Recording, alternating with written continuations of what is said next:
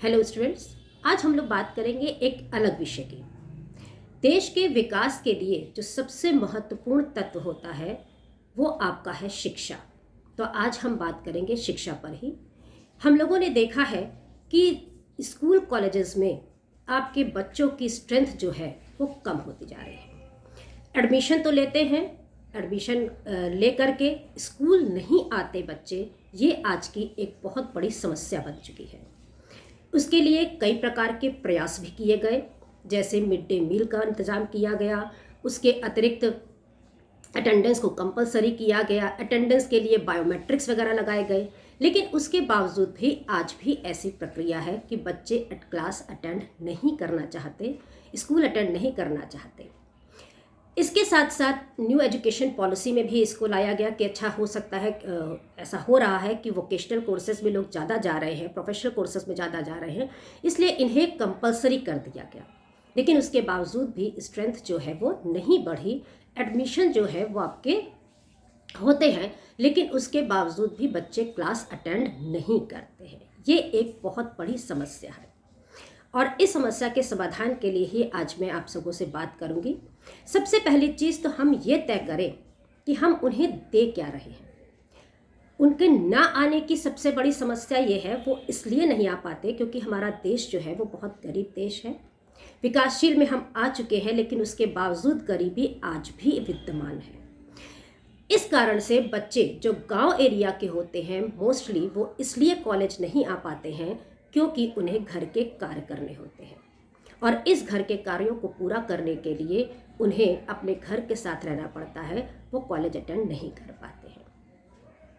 कुछ और भी समस्याएं हैं जो उनके साथ जुड़ी हुई हैं, लेकिन सबसे बड़ी समस्या गरीबी है जो बच्चे नहीं कर पाते। इसलिए मिड डे मील का प्रोविज़न इस्तेमाल किया गया था कि बच्चों को स्कूल में जिनके अपने घर में नहीं है तो उनको वहाँ मिल जाएगा, इसलिए बच्चे स्कूल अटेंड करेंगे। लेकिन उसके बाद भी ये प्रक्रिया उतनी सफल नहीं हो पाई। तो इसकी एक वजह ये भी है जिसे आज तक कोई न देख रहा है न समझना चाहता है। हमारे देश में लिटरेसी रेट अगर हम देखें तो वो 74.87% है, जिसमें मेल 82% है और फीमेल जो है वो 65% है। ये लिटरेसी रेट है, ये एजुकेटेड नहीं है, ये केवल लिटरेट है। हम स्कूलों में कॉलेजेस में क्या दे रहे हैं, क्या हम बच्चों को बना रहे हैं, उन्हें तैयार कर रहे हैं। हमारा एक ही काम है, हम बच्चों को ये कहते हैं कि आपको स्कूल जाना है, आपको कॉलेज अटेंड करना है, क्योंकि आप अपने जीवन का निर्वाह बड़े होकर कर लें। यानी हम शिक्षा जो दे रहे हैं वो मात्र इसलिए दे रहे हैं कि आप उससे अपना आर्थिक निर्माण कर लें। क्या यही काफ़ी है? शिक्षित होना का मतलब यही है? नहीं। अगर आप आर्थिक निर्माण देना करना चाहते हैं तो आप शिक्षा नहीं, आप प्रशिक्षण दीजिए। शिक्षित मत कीजिए, आप उसे प्रशिक्षित कीजिए, वो बहुत अच्छा कमा लेगा। हमारे देश में हम जितनी भी हाई पोस्ट को देखें, जितनी भी बड़ी पोस्ट हैं, वहाँ पर आपको कम पढ़े लिखे लोग ही मिलेंगे। ये आप सब जानते हैं, मुझे इसको एक्सप्लेन करने की ज़रूरत नहीं है। लेकिन जो पढ़े लिखे लोग हैं वो उन्हीं के अंडर में काम कर रहे हैं। तो क्या स्कूल कॉलेज जाना? हमें डिग्री मिल जाएगी तो हम डिग्री लेकर के ऐसे ही सब कुछ कर लेंगे। क्या मतलब रह जाता है इसका? हमें अपनी सोच बदलनी होगी। हम आर्थिक क्रियाओं के लिए शिक्षा नहीं दे रहे हैं, हम आर्थिक क्रियाओं को बढ़ाने के लिए शिक्षा नहीं दे रहे हैं। हमें सोच बदलनी होगी कि हम सब निर्माण के लिए शिक्षित होने जाते हैं।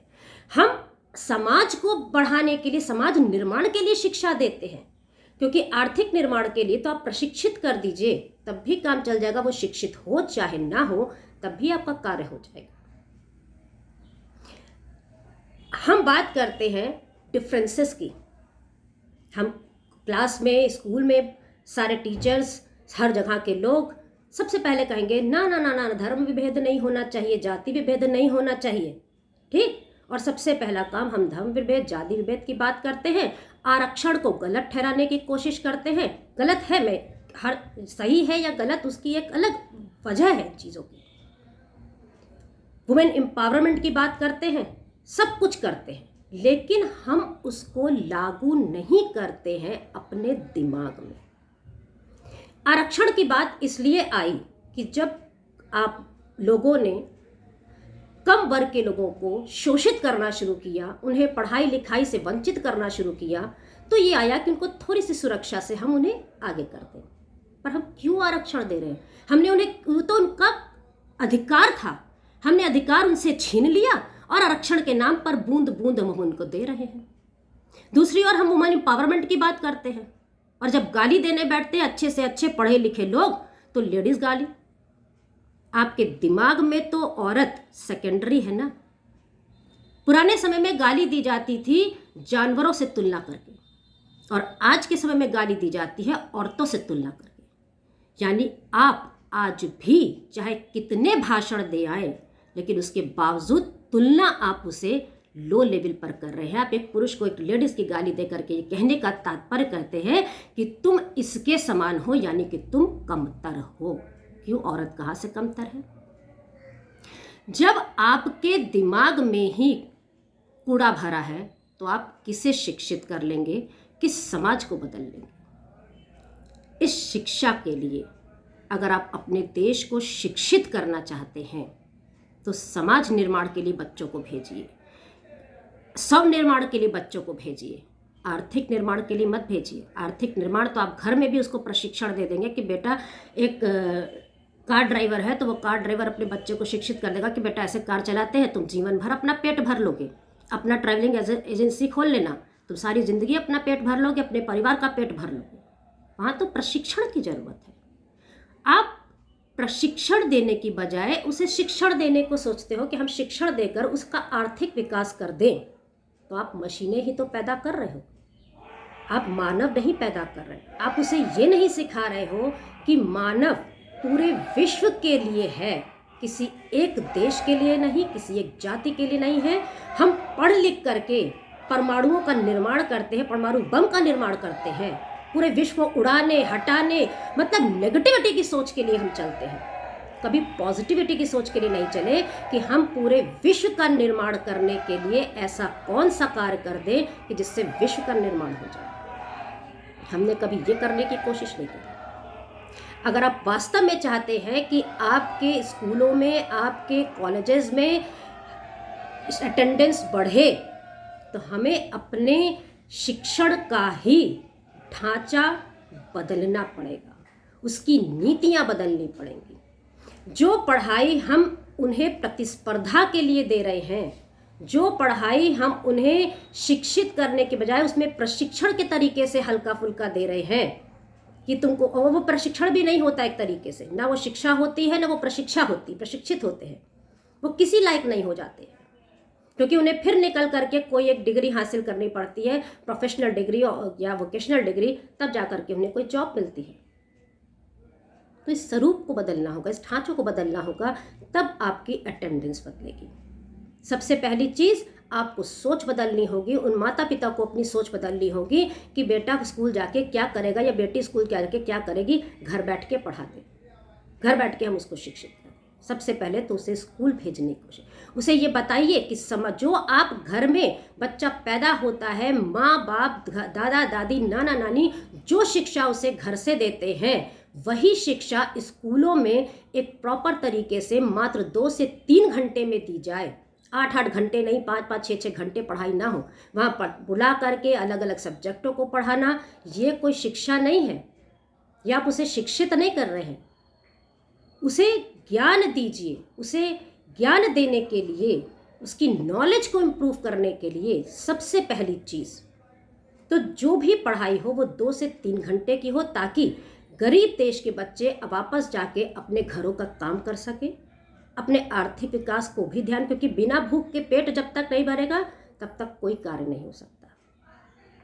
लेकिन ये इसको प्राइमरी ना बनाएं, क्योंकि भूख या पेट जो है ये भगवान ने भी दिमाग से और दिल से नीचे रखा है, उसका स्थान उससे नीचे रखा है। उसकी जहाँ तक आवश्यकता है वो पूरी होनी चाहिए, लेकिन उससे ज़्यादा आपको ये देखना है कि हम लोगों के लिए क्या कर सकते हैं, हम समाज के लिए क्या कर सकते हैं, हम देश के लिए क्या कर सकते हैं, पूरे विश्व के लिए क्या कर सकते हैं। हमें कैटेगरी में नहीं चलना, हमें पूरे विश्व के लिए चलना है कि हम ऐसा क्या करें मानव जाति के लिए कि हम मानव जाति में परिवर्तन ला सकें।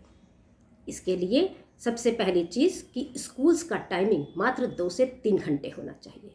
दूसरा, बच्चों को प्रतिस्पर्धा सिखाने की बजाय उन्हें ग्रुप में लेकर के एक्टिविटीज़ करानी चाहिए और ग्रुप में उन्हें ये समझाना चाहिए कि आप सब साथ में मिलकर ही कार्य करते हो, अकेले मात्र कोई कार्य नहीं किया जा सकता। आप समूह में रहकर एक दूसरे के साथ मिलजुल करके जब आप समन्वय की भावना को स्थापित करवाएंगे, तभी आपका देश सक्षम होगा, आपका मानव सब जो है वो सक्षम होगा और विकसित होगा। पहले तो आप अपने दिमाग को बदलिए, फिर उसके बाद आप समाज के दिमाग को बदलिए, अपने आने वाली जनरेशन को बदलिए। इसके साथ साथ जो एक्टिविटीज़, जो क्रियाएं हैं, वो इस प्रकार से खेल खेल में कराई जाए कि उनके ज्ञान में भी इंक्रीमेंट हो, वो ज्ञान भी उनका वृद्धि हो, और उसके साथ साथ उन बच्चों में समन्वय की भावना भी आए, समूह में कार्य करना भी आए, और पूरी तरह से उन्हें ये बात समझ में आए कि हमें अपना निर्माण और समाज का निर्माण करना है, तो हमें मिलजुल कर ही ये क्रियाएं करनी होगी। और इन सब से बढ़ कर के क्लास भले 2 से 3 घंटे की हो, स्कूल 2 से 3 घंटे का हो, लेकिन ये पूरे दिन चलना चाहिए। जो बच्चा जिस समय आने के लिए सक्षम हो, उस समय उसको उपस्थिति दी जाए। अगर आप टाइम बाउंडेशन बांध देंगे, किसी का कार्य सुबह का होता है, किसी का कार्य शाम का होता है, किसी का कार्य रात का होता है, तो वो नहीं कर पाएंगे। इसमें अगर आप उन्हें समय आने की स्वतंत्रता देंगे, तो आप देख लीजिएगा कि आपके देश में, विश्व में पूरे तरीके से आप स्कूल की अटेंडेंस भी बढ़ाएंगे, मानव को सक्षम भी करेंगे, मानव को नॉलेजेबल भी करेंगे, और मानव जाति का सबसे बड़ा विकास यहीं से प्रारंभ होगा। ये एक मूल बिंदु है जिसे हम लोगों ने मात्र केवल जीवन निर्वाह के लिए ही लागू कर रखा है कि हम शिक्षा इसलिए, स्कूल इसलिए खोल रखे हैं कि वो एक मशीन बनकर बाहर निकल आए। मशीन मत बनाइए अपने बच्चों को, परमाणु बम बनाना मत सिखाइए, उसे सिखाइए कि हम विश्व में किस प्रकार से शांति ला सकते हैं। अगर हम सारे लोग एक साथ मिलकर क्रियाएं करेंगे, तो निश्चित तौर पर जब सब मिलकर क्रियाएं होती है तो यूनिटी में दम होता है, ये सब जानते हैं। आप फुटकर तोड़ करके कार्यों को करेंगे तो आप में कोई दम नहीं होगा और आप कुछ नहीं कर पाएंगे। तो इसके साथ ही मैं आप लोगों से अनुरोध करती हूँ कि इस ढांचों को बदलिए, अपनी सोच को बदलिए, और अपने बच्चों को, अपनी न्यू जनरेशन को सिखाइए कि हमें प्रशिक्षित नहीं, हमें शिक्षित होना है। हमें स्कूल जाना है तो अपने निर्माण के लिए जाना है, हमें स्कूल जाना है तो समाज के निर्माण के लिए जाना है, मानव जाति के निर्माण के लिए जाना है, आर्थिक निर्माण के लिए नहीं जाना है। अगर आप आर्थिक निर्माण के लिए अपने बच्चों को स्कूल भेजेंगे, तो आपका देश, आपका विश्व, आपकी मानव जाति कभी भी इस चीज़ से उभर कर बाहर नहीं आ पाएगी और आप उसी चक्र में फंसे रहेंगे। धन्यवाद।